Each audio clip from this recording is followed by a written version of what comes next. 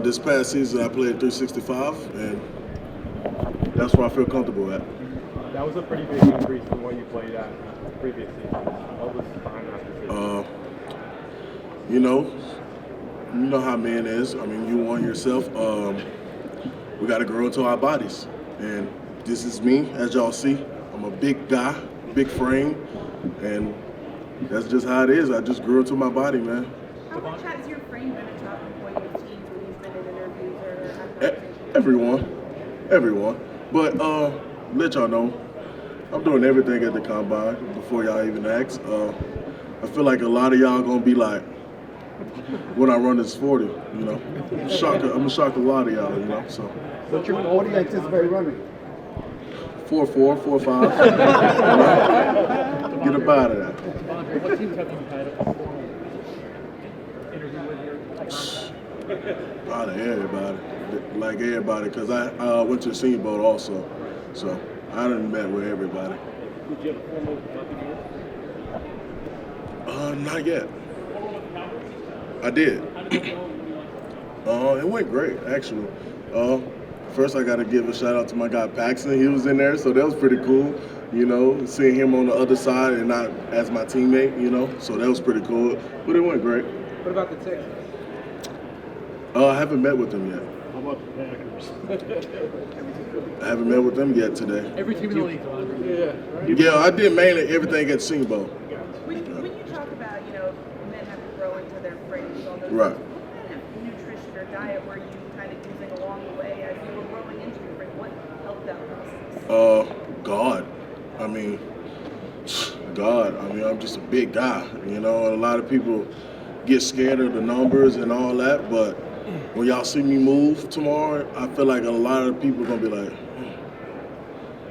worried about his number, you know what I mean? So it's just God, and I give a big shout out to my nutritionists at the University of Texas. They helped me a lot, and my coaches. Is it hard to maintain, though, with that nutrition to make sure you're getting the right kind of foods that Right. have the energy? How do you go about that?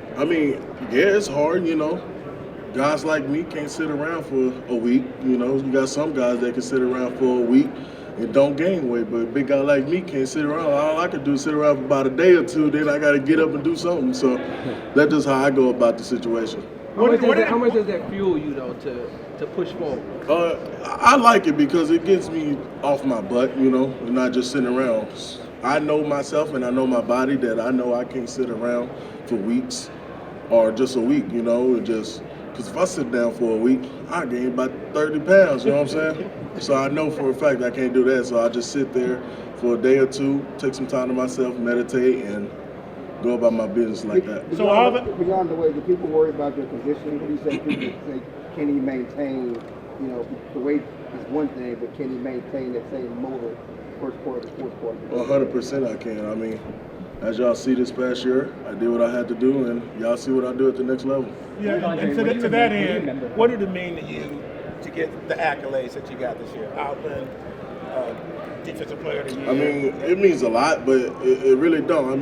Yeah, I got all that, but I'm here today to compete with the best of the best and just get to meet some new guys that wasn't my teammate, I feel like I'm just taking all this experience in, and it's awesome.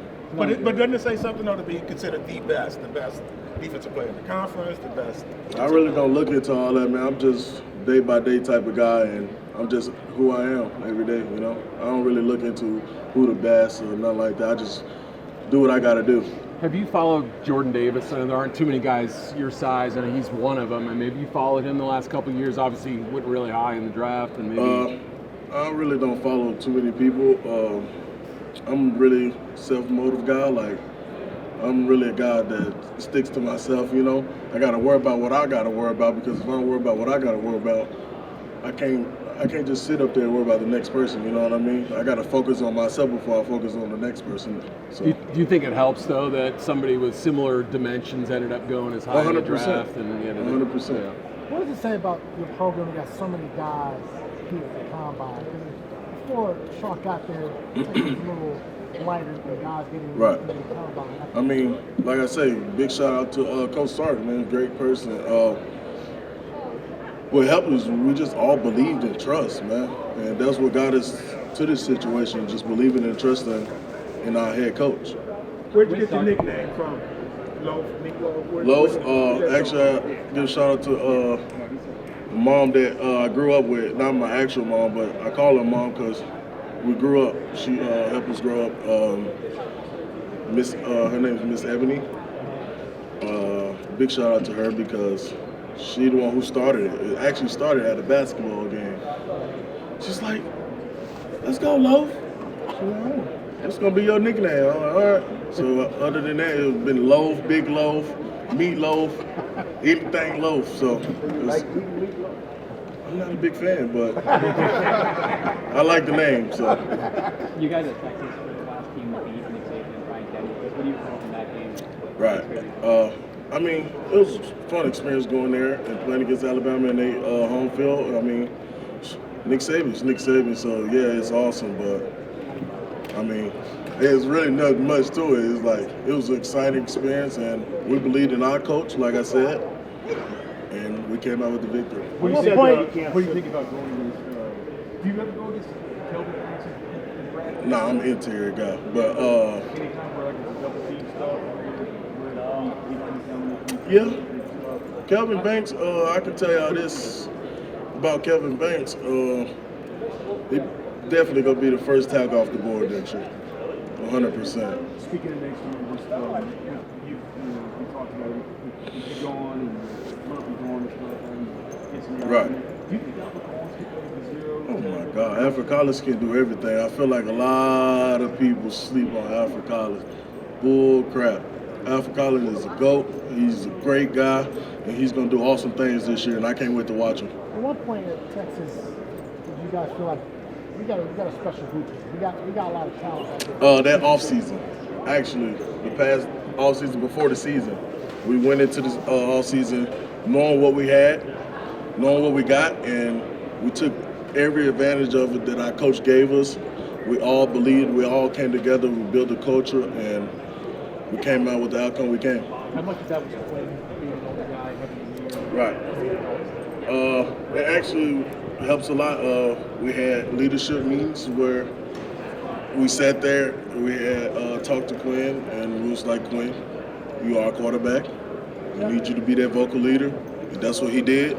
And I know he's killing it even more now because confidence is there. I mean, y'all see Quinn is GOATED. You know what I'm saying? Not even, I mean, the most humblest way possible, Quinn is the GOATED. So I can't wait to watch him play either. I really can't. I can't wait to watch all those guys play. What do you do? How would you and Murphy push each other and just talk about what you like about this? Right, I was just talking about that.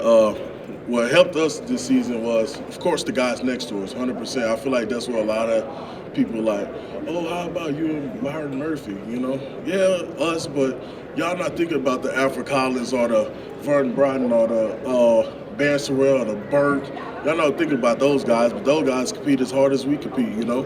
And I feel like I like to say their name because a lot of people don't. It's all like, oh, Murphy or Sweat. Like, yeah, it's us, but we can't just do it by our dang self, you know what I mean? So I give all credit to the guys that was next to us.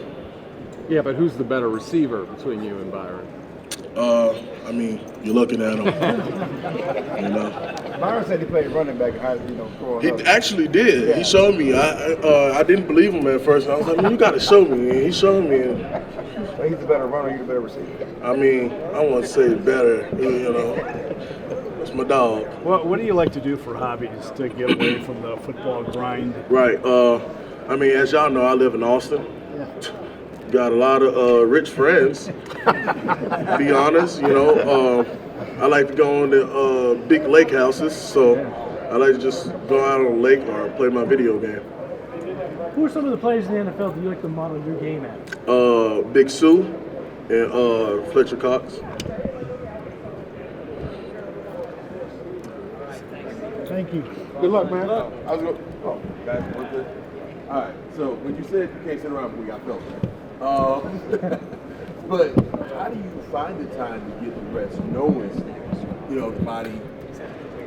You know what I'm saying? Like, So- you got to be able to recover. But So also, you're right. So when I say get the rest, I mean I'm not doing nothing physically or when I'm getting rest, either I'm just hitting a sauna or something, you know. That's how I maintain and just go about my business, just doing something. Like, if I want to stay off my feet this day, I just go to the sauna, sit in there, then go home.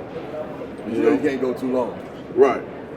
When you're doing Because, I mean, you need mental breaks. You need time to recover your body. So that's what I do. When I say recovery and, like, taking time off, that don't mean, like, I'm just sitting on my butt all day. Like, no, I'm, like, hitting a sauna or doing something. when you're doing these meetings with teams and you're talking with them, how much is body language something that you think about? What, you know, they're analyzing of you, Right. how you're holding yourself? Is that something that, you know, agents coach you on or other outside I mean, coaches I feel talk like about? you shouldn't really have to be coached on that. I mean, me, I'm always going to be myself, as y'all know.